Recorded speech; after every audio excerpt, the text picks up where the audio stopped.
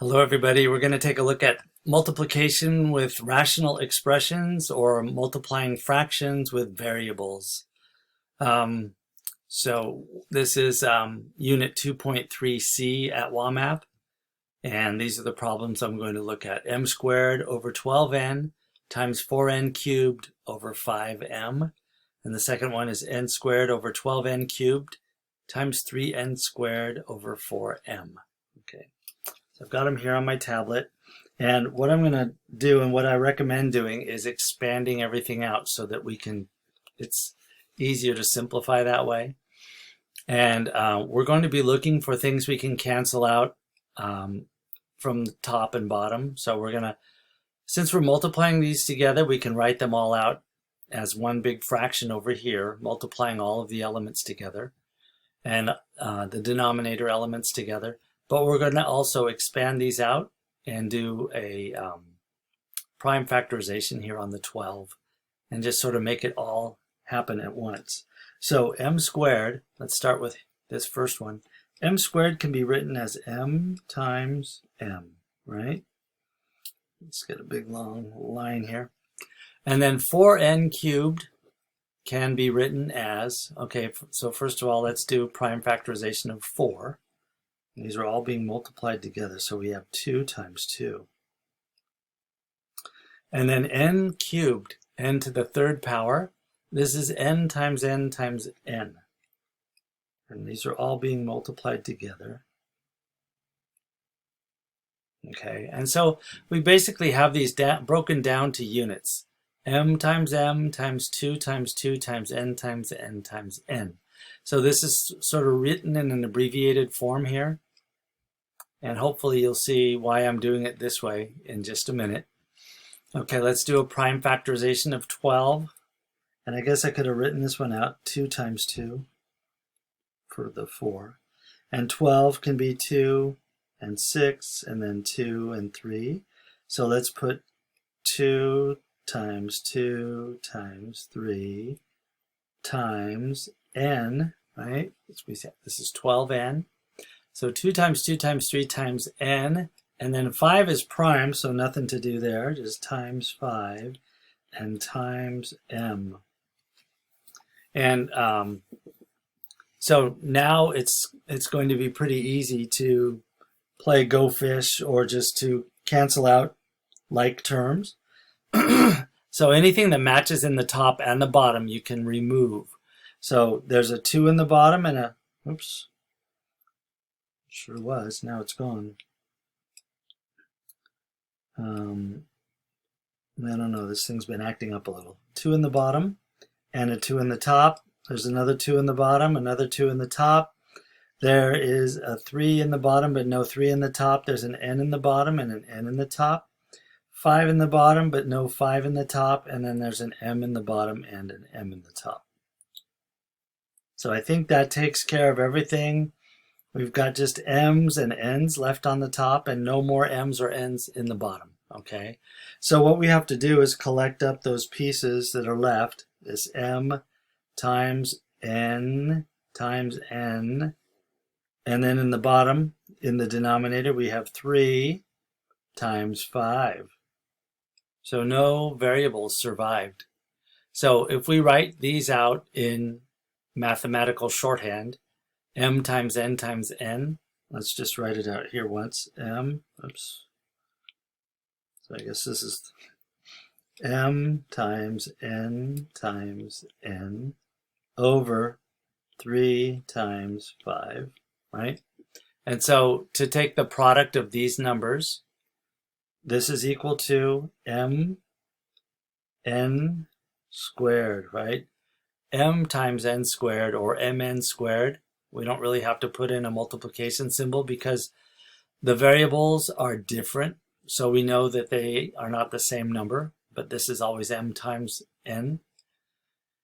And the n is being squared, and that's something that's going to happen first if you follow PEMDAS. And then this is all over 3 times 5, which is 15. So our final answer would look like this. And this is what we get when we reduce this first expression. M squared over 12n times 4n cubed over 5m.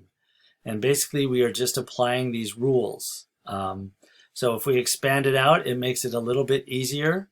If you want to work directly from these contracted forms, it's a little more complicated, but you can do it. Like if you're going to divide this m into this m, we're going to lose the 2, right? And if you're going to divide out the 4, divide this 4 by 4, you'll get 1. And then divide the 12 by 4, you'll get 3. So there will be a lot of similarities, and this n will take out this 3 and make it a 2. But I think for right now, the easiest way is to expand everything out and then just knock out the ones that are the same. Those go out away by cancellation, and pick up the remainders and put them together in a single fraction. So let's try this next one. We've got m times 3 times n times n. Okay, now 3 is prime, so we didn't have to do a factorization. And then that's all over. 12 we know is 2 times 2 times 3, so we can just go with that. 2 times 2 times 3 times n times n times n. And then we have 4m times 2 times 2 times m. Almost ran out of room. So we have everything represented here, and now we just go through and remove the ones that are the same. So let me get a different color. And there's we can remove the 3's, and we have an m here and 1m up here. And we can take out 2 n's from the top and the bottom. And then we don't have anything left. There's no 2's, no n's in the top left. So all we have in the bottom are 2's and n's. And what we have in the top is just what, m? Is that right? That looks right. We'll try these answers at WAMAP, see what it says. All right, let's get purple. Bring out purple. So we have an m here and nothing else.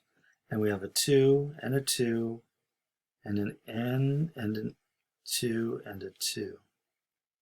All right, so let's see what we get when we move these together. So all we have on the top, the numerator, is an m. And in the bottom we have 2 times 2 is 4, times 2 is 8, times 2 is 16. So we have a 16 for the numbers. And then we have an n for our variables. So this expression boils down to m over 16n. And the other way to work these is to say, okay, I want to remove an m. And when you take away one m, you would replace this with a 1. Or you don't even have to write this because m to the first power is the same as m. And then here we have n to the third power. So there's 3 of these. So we can get rid of this n squared. But here we have to leave n to the first power, or n. If we divide 3 by 3, we'll get 1. And if we divide 12 by 3, we get 4. And so now what do we have left? M. All we have in the top is m. He's the only survivor. M over, and what do we have in the bottom?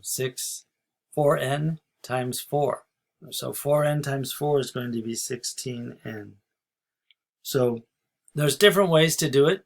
I think this way, in the purple, the way I did it second, is more prone to missing steps and making mistakes. So I would go ahead, even though this is a little bit more tedious.